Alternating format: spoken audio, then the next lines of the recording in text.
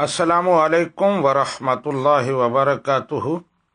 پاکستان کے شہر راولپنڈی سے راشد علی صاحب پوچھتے ہیں کہ خیر العمل ما دیم علیہ وان قل، یہ حدیث پاک ہے یا کسی بزرگ کا قول ہے؟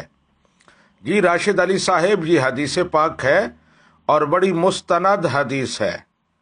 یہ مسند احمد، سنن نسائی اور دیگر بہت ساری حدیث پاک کی کتابوں میں مذکور ہے۔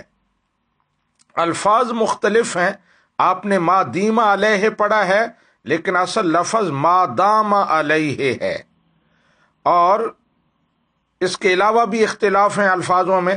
مثلا بعض احادیث میں ہے احب العمل الی رسول اللہ ما دام علیہ، بعض روایات میں ہے احب العمل الی اللہ عز وجل ما دام علیہ۔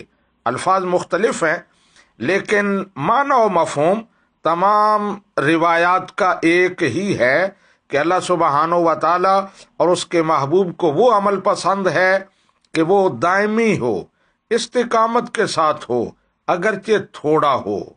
اللہ سبحانہ و تعالی کی بارگاہ میں دعا ہے کہ وہ ہمیں اس پر عمل کی توفیق عطا فرمائے۔ ھذا ما عندی واللہ ورسولہ اعلم۔